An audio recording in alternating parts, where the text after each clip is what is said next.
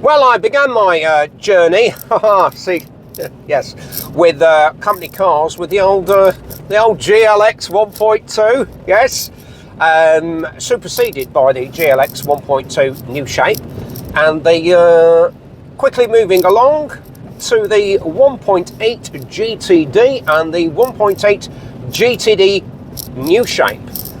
Unfortunately, just as I was about to ascend the slippery mountain of the corporate world, I became very disillusioned with the world of photocopier sales, and so I started to grow and retail copious amounts of weed, and I was very successful. As a consequence, I've got myself a Russian girlfriend, a bow-tie in Spain, and I've just bought myself a Bentley Turbo R, which is tremendous. I say so, yes. Ronnie Corbett, my producer. I bet Ronnie had one of these. Oh, we're on that one already, because I know what I was going to say about that. Well, I know who had one of these because she told me. But I'm sure lots of people who had them. Everyone had one. Noel had one, and No. I don't mean Gallagher. I mean Edmonds, my former colleague on BBC Television's Top Gear programme. I tell you what, Best mention of Top Gear. straight away. I tell you what I'm most impressed with already is the visibility at the front. Well, You can really see the front of the car. you can see, yeah, but that's not what visibility means, Paul, is it? It is when you're looking out the front. No, it doesn't. Visibility means your ability to see the things that aren't the car. It's a very narrow opening, look at that, Yeah, for us to look out of. but that's more than enough. Because you sat quite high up, aren't you? It's almost like wearing an incredibly strongly made and ornately decorated helmet, like you're a medieval king or something like that. You're looking out of this slit at the enemy, which of course is the rest of the world if you drive one of these, isn't it? I love this car. Didn't take long, did it? I looked on the internet and geeks were talking about Bentleys, about this car. They've managed to borrow one and they're going, appearing in the mid-80s, the Bentley Turbo R was returned for form for the crew-based automaker. And I think, shut up!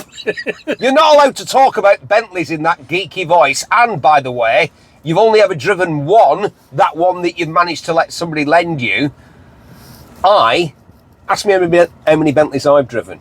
How many Bentleys have you driven, Steve? Lots, including like WRs from the 1920s, including a blower, yes, a real blower, Derby Specials, the silent sports car, a Type R, an S2 saloon from the mid-60s, a Conti GT, an Azure, a Brooklands. I've driven a lot of Bentleys, so I'm going to express an opinion about this Bentley based on the stuff that I've experienced and learnt, instead of just driving one and then You went a bit Gallagher there, you know. That's the problem with the internet. It's allowed people who shouldn't express an opinion publicly to do so and to publish their opinions. Sir Elton was right, wasn't he? He got interviewed recently. Elton John, Sir Elton John. There's a man who I absolutely think is fantastic as a person, but I really don't like his music. there's loads of people like that you come across in life, isn't it? You think, that actor, I don't like him in whatever they're in. I said, but as a person, he's great. He talks, and that for me, the ultimate example of that for me is Elton John. And he said, say what you like about the old system of record companies, they were a really good shit filter. Yeah, because you didn't get a chance to put your music out, to record your music and to get it on record and offer it for sale to the general public unless the record companies allowed you to. And generally, they only let people that were really good do that. It was such a shame what happened to Bentley in those Rolls-Royce years between like 1930 and like a 50-year period of... I mean, yeah, the Type R from 1952, Paul, what a glorious year. The fastest two-door car in the world, the Jaguar XK120, the fastest four-door car in the world, the Bentley Type R Saloon, and the fastest motorcycle in the world. the Vincent Black Shadow. Yes. I think you'll realise that the connection between those three vehicles is the nation of their origin. Why would you do that? This car weighs 2.4 tonnes. Yeah, but so what you do is you just pull out in front of it for no good reason. We do have a lot of that. Right, so here's the thing. You're looking somewhere else. We've been in this magnificent motor car. Well, another one. Good grief. Because this car weighs 2.4 tonnes, and if we hit another car, we would knock it back into Lancashire. Unless it's an electric car, because that's the norm these days, isn't it? Yeah, electric. Well, there aren't many electric cars. Look, the reality is, unless you're in certain parts of the world, you don't see that many electric cars. Can you see an electric car in this urban landscape? I can't. There's one over there. You just said that because you knew that I'd have to pay attention to where we were going because I'm driving this lovely Bentley, and the last thing we want to happen is anything bad. I think that's true. Bentley Turbo R, 6.75 litres of V8 power. I mean, it wasn't exactly a sophisticated engine. There was none of your quad cam Italian nonsense going on here.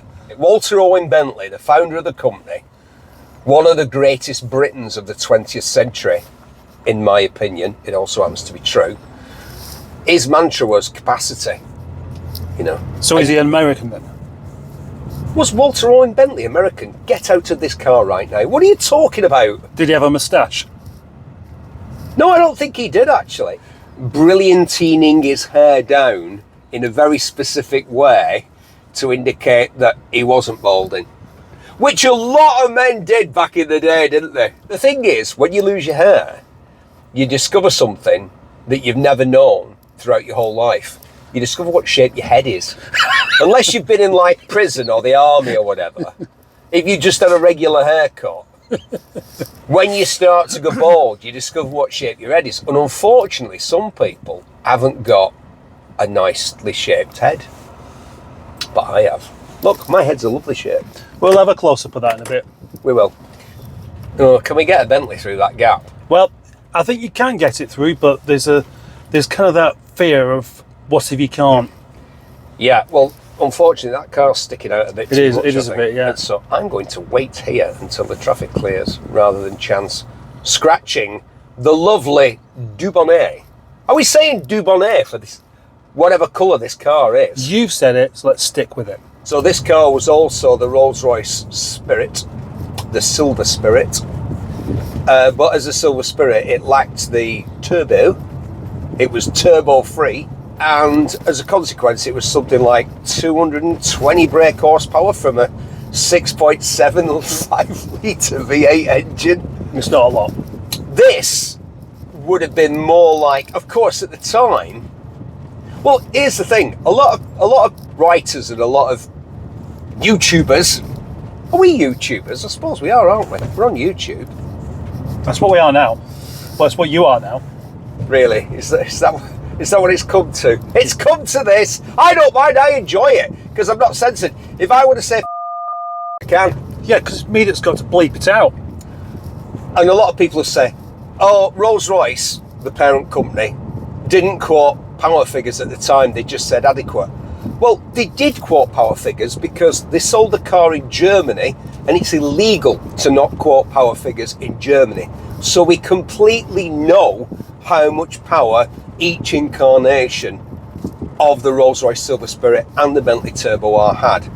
And this one would have been about 325 brake horsepower. Mind you, it does weigh 2.4 tonnes. And so it probably wouldn't feel that rapid. About 6.6 seconds from 0 to 60, which in such a big, opulent, luxurious, sybaritic motor car, gentleman's motor carriage. Do you know what, Paul? I might not be a gentleman, but I sometimes exhibit the habits and manners of one, if not the accent. Well, that kind of performance on such a big vehicle would feel more impressive than that kind of performance on a small vehicle. Oh yeah, if you boot it. That's nice. It's lovely. Do you know what? That's like a really big dog sprinting through a forest. Yeah. Well, that's because of the torque. I think it was the highest torque figure for any production car available anywhere in the world. It feels just as quick as my Rover diesel.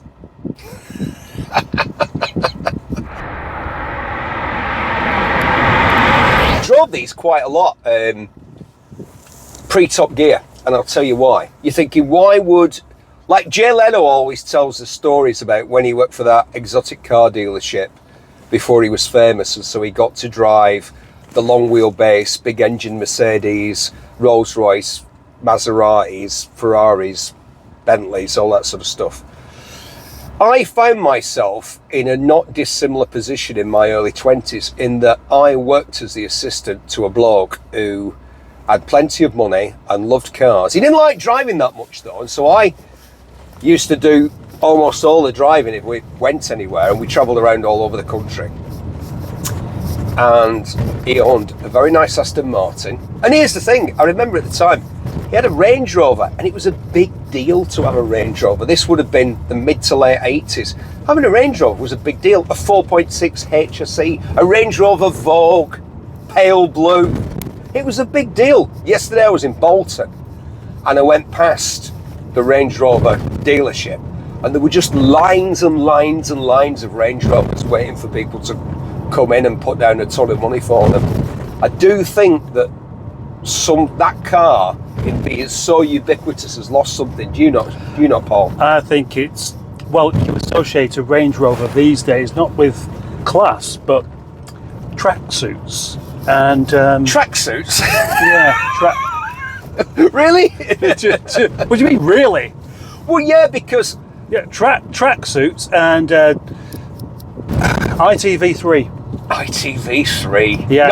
Hold on, not ITVB. Isn't that the one where women shout at each other while they're drinking wine? I've got no idea. Which one's that? Oh, what, Loose Women, is that what it is? They don't drink wine during the day, do they? Are you telling me they haven't been on the wine? Why no shouting at each other? They've been on the wine, mate. This car is classy, isn't it? Yeah. Everything about it. Its appearance, the sound of it, it's virtually silent. Have you noticed that? Like me. Hi. Look at me. I'm right at home. You do look comfortable in it, actually. And to be honest, so do I, because it is a very comfortable car. What did I say to you, Paul? Stick with me, mate, and in a year we'll be millionaires. Yeah, and now we are, clearly. You'd have to be a millionaire to run one of these. The fuel consumption's pretty brutal. Did you know, by the way, that Garrett, the people that make the turbocharger, I looked up Garrett because I've been writing about cars and bikes with their turbos on for 40 years now, and I thought, I wonder if they're still going. Yeah, they made 4 billion. They turned over 4 billion last year, Garrett. Yeah. And did you know that they invented, get this, as well as turbochargers for cars and boats and trains and everything else, they invented pressurized air travel. Do you know why? Because they're experts with compressed air. Yes, exactly. Yeah, the turbines that they made were used by the US military to cool the cockpits of supersonic fighter jets, because obviously the air friction would make it really, really, really hot inside a supersonic fighter jet. And so Garrett were commissioned to design a turbine-fed air system. And from that, they thought, it was as seen on TV, Bury's own Victoria Wood, and she had that continuity announcer who said, and for those of you in the north of England, it must be terrible. Well, does it look terrible to you? Hey, look at it. No.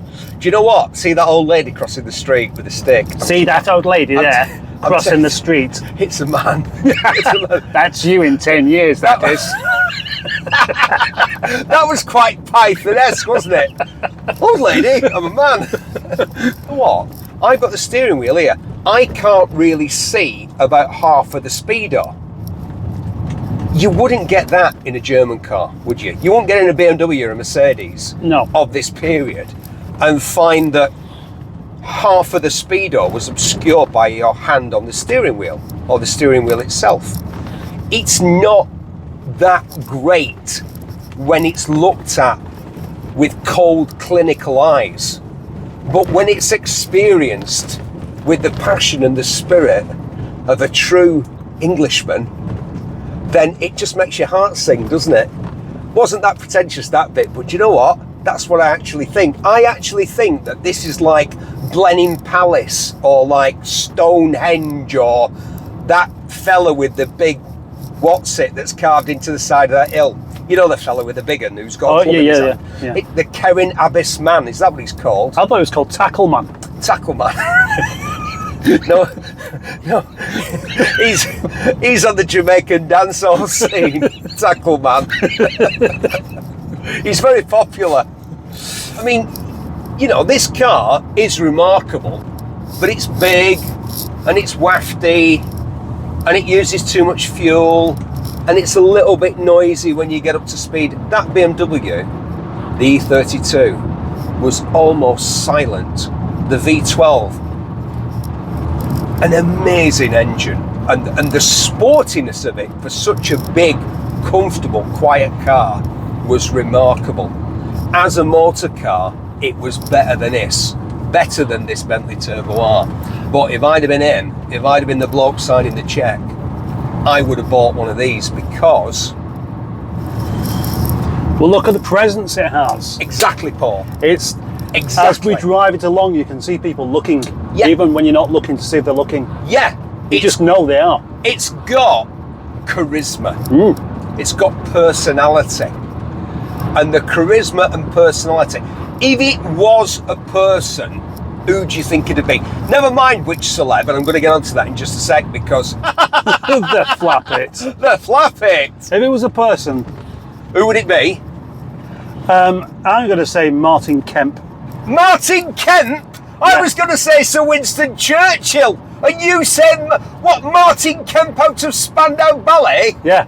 Oh yeah, because when I think of something incredible, something magnificent, something that has the qualities that make it could only ever be British, I automatically think of the dude out of Spandau Ballet.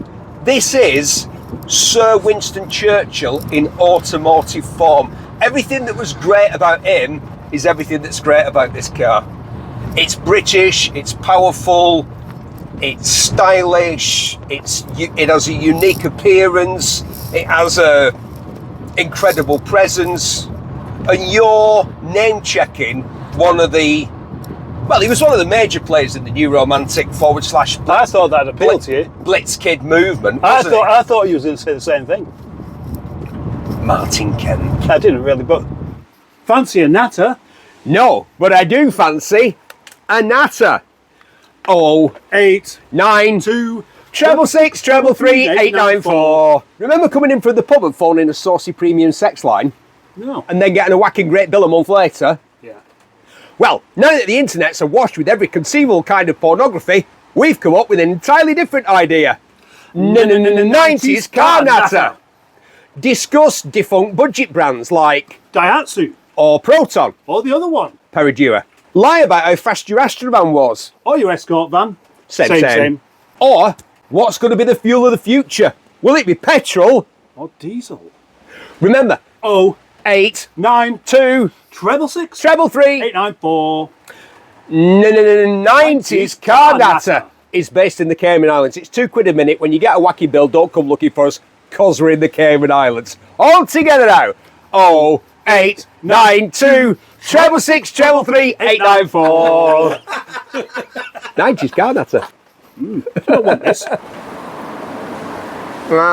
Now back to the car. Oh, all right.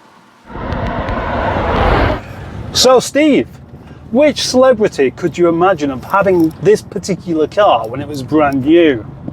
Well, I'll tell you who was getting a Bentley Turbo R on the day that I appeared on the television with her, because I didn't just appear on Top Gear back in the day. Oh no, I was all over the place. Panorama, Yeah.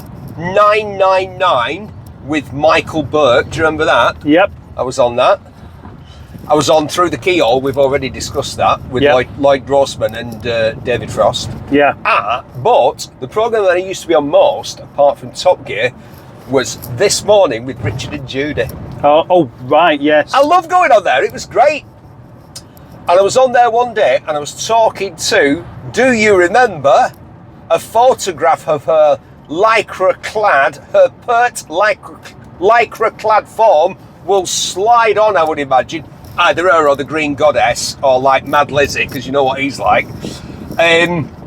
Rosemary Conley, she of hip and thigh diet fame. Do you remember her? No. Right, well, I'd tell you how much of a big deal she was. Yeah. She was getting a brand new Bentley Turbo R on the day that I was on the telly with her, and I thought, blimey, I'm in the wrong racket, me. I should get into this sort of, you know, celebrity health and fitness game. She was getting one of these and she was excited. She was trading from a Jag. I think she had an XKR. But she was it's funny, the people... That's somebody who was getting one, though. That's different to someone you could imagine owning one. What are you talking about, mate? She actually physically had one in the real world. Yeah, I know. That's what I've just said. So that's who Who could you imagine having one? Everybody. No, right. Everybody who had a bit of money in the 90s, well, Jay Leno had one, didn't he? Right, yeah. He bought one new. I think he said it was, for a long time, it was the only car that he bought. I mean, obviously Jay Leno's got more cars than anyone that's ever lived, apart from possibly the Sultan of Brunei. Oh, okay, the Sultan of Brunei. Yeah, I bet he had, and I bet he had a few of these, and I bet he had them converted into like pickup trucks and shooting brakes and, Yeah, why not? you know. Right, well, I'll tell you who I think would have had one. Go on. That guy whose name I've just suddenly forgotten. What's his name? I had it in my head just then. Right, describe the person to me and see if I can get it. You're going to agree with me, though, because as you've just You said... say that? Yeah. Well, I can do it very, very quickly. The keyboard player of Yes. Rick Wakeman. Rick Wakeman. Yeah. Yeah. Why didn't you just say Rick Wakeman? Because I forgot his name.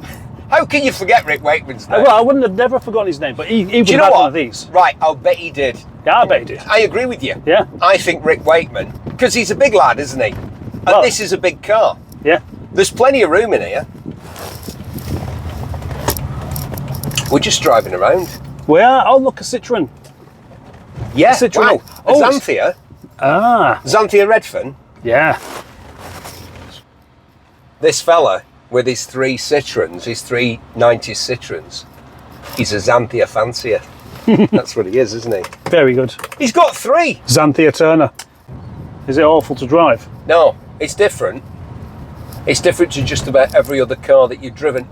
Last year, I did a lot of miles in a mid-60s Bentley that was being used in a movie that I was in. Yeah, I was in a movie. Oh, I've been in 3 movies. I haven't been in any. You know those other 2? What are the 2? We don't talk about the other 2, do we? The ones where I had to dress up. The one where I had to wear the tutu and the 21 Old Doc Martens. Yeah. I was in a movie and I was obliged to drive a mid-60s Bentley. And this doesn't feel, kind of 30 years on from that car, it doesn't feel that different. It's all about how smooth it is. All the controls are incredibly light. The brakes are, of course, derived from a Citroen system. Because Rolls-Royce didn't mind borrowing technology from other people. This car's got roll connections. Did you know that, Paul? Royal. Yeah, but the thing is, they won't tell us which royal connections. Well, some information you don't need to know about. Once you're into royal territory, then it is information that isn't for everyone. Is it for everyone? No. Oh, right. Why does anyone need to know? Well, because I'm nosy. I don't want to know. That bus stopped. Well, why say to somebody, oh, this car's got royal connections, and then not tell them what those royal connections are? Mind you, I feel like a king sat here, don't you?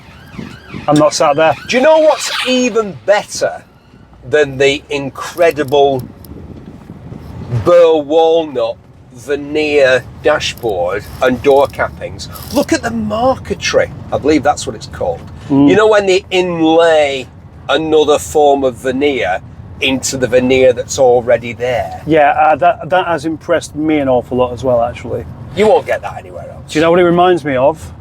Go on. A really expensive acoustic guitar. Oh, right. Oh, is that? Yeah, I would imagine so. Quentin Tarantino bust up a guitar that was worth thousands and thousands and thousands of dollars in The Hateful Eight because they insisted on using a real one. And then while he was improvising, what's he called that's married to Goldie Hawn? Kurt Russell. Oh, is that him? He picked up the actual real vintage Martin guitar and smashed it up. And it wasn't a prop, it was the real thing. An idiot. Yeah, exactly. Can we get past this bus? Yeah, let's go. try. Oh, look at that. Absolutely effortless. And you could hear the turbo. Oh, you could hear the turbo. I've had a Rolex. Oh, yeah, I know. And do you know what it does? I haven't got it now. But I've had a Rolex, and do you know what it doesn't do? Tell the time very well. Tell the time that great. It's sort of a little bit out. You have to have it serviced quite regularly to get it to sort of tell the time properly at all. But they are beautifully made. And could that be possibly at all any of the connection of being fashionably late? I'm sorry I'm late. My watch has gone wrong. Because you haven't got a cheapo one that'll just keep on working. that just like a Casio. Yeah. That costs you. Yeah. So you know he's rich because his watch doesn't work. Well, I met somebody the other day who was doing that. He was rocking, and I said to him, "Oh, like Bush Jr." And he said, "You what?" Because he was a wealthy man and he was wearing a 15 quid watch deliberately. He was kind of doing that. Oh yeah, I'm not that bothered about watches. I've just got this, and I thought your choice is as deliberate as the person who goes out and buys a Rolex. Your choice as a wealthy man to wear a 15 quid plastic watch is just as discerning. You're making a statement. Never had a Bentley. I've had a lot of Jags, and they've had leather seats and leather armrests and leather steering wheel. I've never been in a car that has a leather headlining and a leather dashboard, and where everything is either leather, beautiful Connolly leather, or this incredible veneer, walnut veneer. I've been to the Bentley factory in Crewe and seen them doing this and talked to people who work there. I've had the full VIP tour, and I came out of there thinking, oh, there's still some things that are great about Britain. Only we can do this well. But there's another voice in my head that says, is it not all a bit much? Now, this is where I should really be. As Nigella Lawson would say, the microphone. The what? The Nigella Lawson. Do you not remember when she said microwave for a laugh? Microwave. An idiot said, oh, she don't even know how to say microwave. Yeah, in that voice. In that exact voice. That's the problem now. If somebody in the public eye tries to make a joke, the media, I'm not going to say the mainstream media, because that's the sort of thing that those blokes that talk like that say, yeah, the mainstream media, they all want us to live in 15-minute cities, and they want to take our cars off us and make us drive around in glorified golf carts. And then when you actually drive a Tesla, it blows your mind. When you drive one of the really fast ones, it's like all your science fiction dreams have come true, because it's just insane performance. Let's talk about what it's like to be in the back of here. What it's like back there? What is it like back there? It is seriously comfortable. Is it? Yeah, I mean, I get back issues sitting in the car, but this, I feel like I could just sit here all day. Honestly, it's really, really nice on the back. And besides not having masses of headroom, there's loads of knee room, and I just feel like I'm sat in the correct place. And because you're sat in the front with your glasses on, you just look like my chauffeur. I've got a chauffeur's hat. Yeah. Oh, and because I'm a man with a beard and hair, You could be like Richard Branson. Yeah. Yeah. I'm a rock star in the back of this car. You're the rock star. And excuse me, You're Yes. not supposed to butt in. Oh, sorry, sir. How odd and unusual and uniquely British a car like this was and still is, was because it's sold on a completely different set of qualities and criteria. You weren't looking at this thinking, I'm buying it because it's the quickest. It wasn't the quickest. It's telling the truth. 6.8 seconds to 60, top speed of this car, limited to 135 mile an hour. They didn't really want it going any faster than that, even if it could, because I think they rightly thought that 2.4 tons of old school British luxury saloon, It's a lot of metal to stop. it doesn't need to be going any faster than that. It would have cooked the brakes. What this car sold on was the quality of ride quality, the unmatched magnificence of this interior, the leather, the wood veneer. No one in the world could touch this for this quality.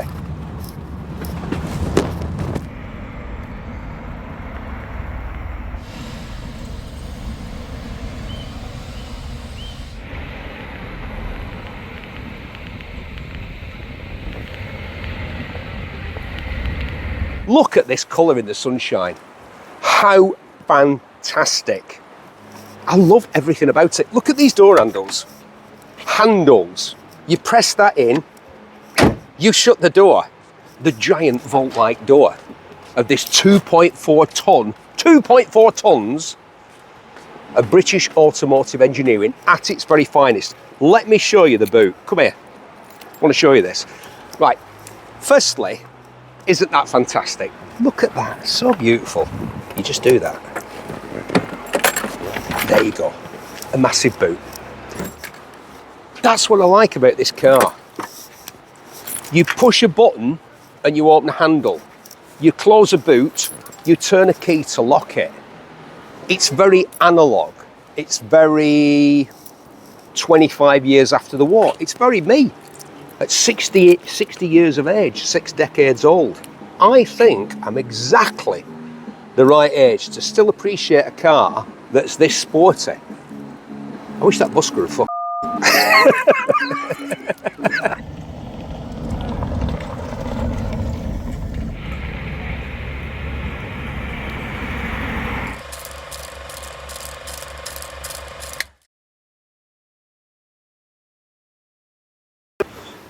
So they've kind of got to be out of sight like that, and then we just pull them up. Ready? Fancy a natter? No, but I do fancy a natter. Right, so then we do the number. Yeah. All right. Ready? 8, 9, 2, treble 3, treble 6. 894. Wrong way around, but never mind. Right, let's try to do the whole thing. Yeah. And see how well we do it. So if you start with fancy a natter, but I'm just keeping it out of sight. Ready? Fancy a natter? No, but I do fancy a natter. A 90s car natter. 8, 9, 2, treble 6, treble 3. 894. Remember coming in from the pub and phoning a saucy premium sex line? I can't remember. Right, okay, let's start from the beginning. I reckon I'll get the whole thing at one point. Right. Ready? So if you hold it up, hold it here. Fancy a natter? No, Paul, but I do fancy a natter. A 90s car natter. 8, 9, 4.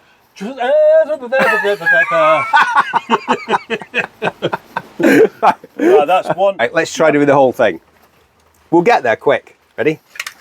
Whoa!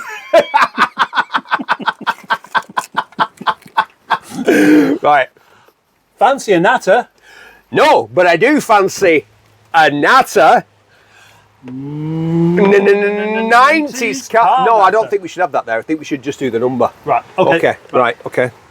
Fancy a natter? No, but I do fancy a natter. 8, 9, 2, treble 6, treble 3. 894. Remember back in the day when you used to phone a saucy premium sex line when you came in hammered from the pub and then got a whacking bill a month later? No. Well, now that the internet's awash with every conceivable kind of pornography, we've come up with a different idea.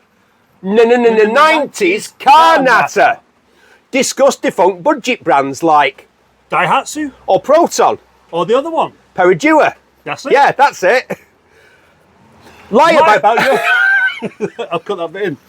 Lie about the performance of your Astrovan. or your escort van. Same Same. I don't object to people busking, but he's busking with a bass. He's busking with a bass, Paul. Yeah. Is that man not playing a bass? He is, yeah. And busking, you can't busk with the bass. There are rules. You busk with an acoustic guitar. Two things. One, he's plugged in. Two, he's playing the bass, a plugged in bass, and he's singing along to it. Who does he think he is? Sting? Lemmy? Paul McCartney? He's playing a bass. If you busk, you play lead, or you play an acoustic, better still. Plugged in with the bass and busking. Shouldn't be allowed. So.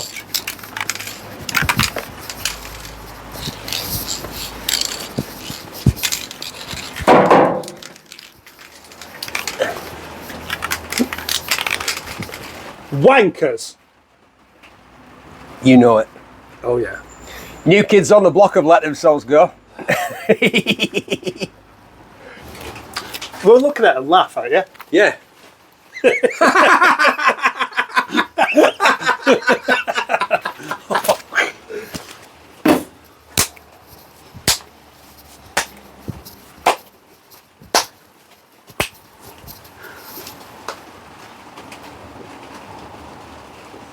Twat. Twat.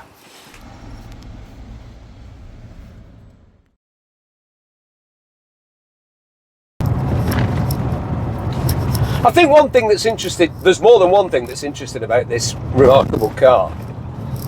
Like, look at this. There's a button there. If you press that button, the fuel gauge becomes an oil gauge. It tells you momentarily. Yeah. It tells you how much oil. And that's because they don't want you, Mr. Big Deal, or Ms. Big Deal, to have to actually pop the bonnet and get oil, get dirt and oil on your hands, because you're too much of a big deal to do that. So they've built that in. There is nothing that's too complicated or difficult for the people who created this incredible motor car, and there's nothing that's too sophisticated or luxurious for the...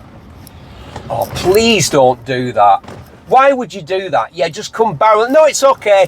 You just come barreling on in your crappy Korean shitbox. How dare you?